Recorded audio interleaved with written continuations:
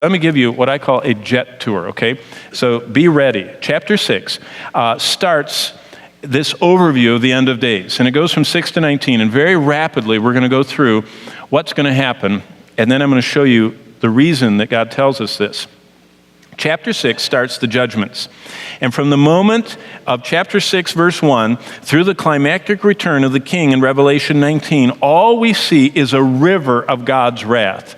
And it's kind of like, you know, when it starts raining and raining and raining up in North Dakota, and the tributaries to the Mississippi and all of North Dakota, you know, floods, and then it floods South Dakota, and then it meanders down, starts flooding Iowa, and then it just floods all the way to New Orleans.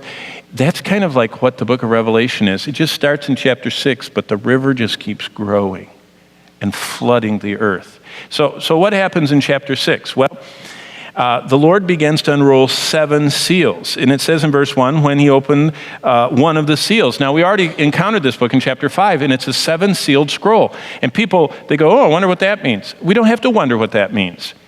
When was it written? It was written by John in the Roman Empire. So what did the people that got this letter think it meant? That's the first law of interpretation. What did God mean to the people he wrote it to? The 2 emperors that were sitting on the throne during the course of this time period, both we have existing today, their wills, where they bequeathed the control of the empire to their successors, to the ones they chose.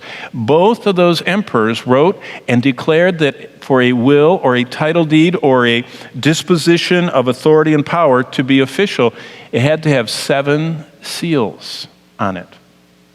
And if you read Roman law, from the first century, a 7-sealed document was a picture of a title deed or of a will transferring the power.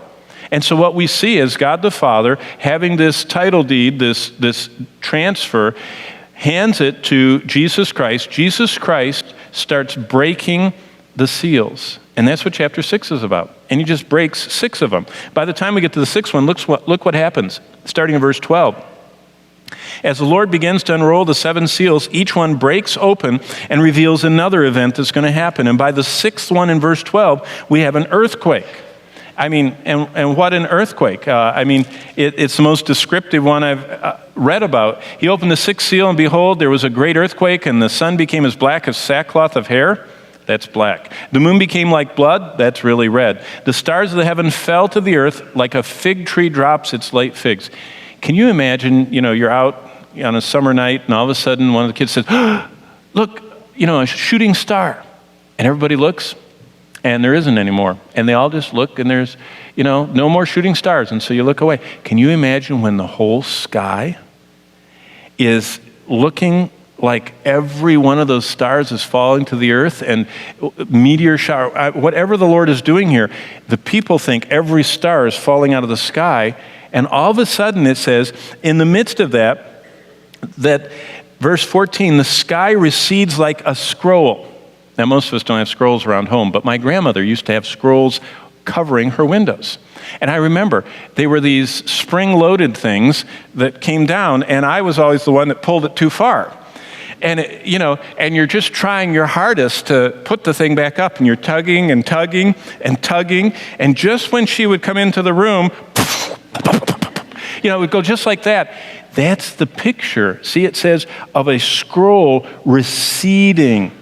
The verse 14, the sky recedes like a scroll when it's rolled up, and every mountain and island move out of its place. Basically, God makes the earth shake, and as the whole earth is shaking, everything is coming loose in the sky, and the sky is rolling up like a scroll. Basically, this is all like being inside of a global horror movie. Well, how would you like to be in a global horror movie? Can you imagine that? Look at verse 15. The shaken inhabitants of the earth scream for the rocks and the mountains to fall and hide them. Look at the description. From the top, the kings of the earth, then the great men, then the rich men, then the commanders, the titans that are running everything, then the mighty men, and every slave and every free man. So the entire strata of society, top to bottom, totally hide themselves in caves and in rocks of the mountains. Why? They're asking the mountains and rocks, verse 16, to fall on us and hide us from the king, from the face of the king. So here you are in this global horror movie, and you're a shaken inhabitant screaming for the rocks to fall, and you're only at the last verse of the first of 15 chapters. That's only the first round of the tribulation.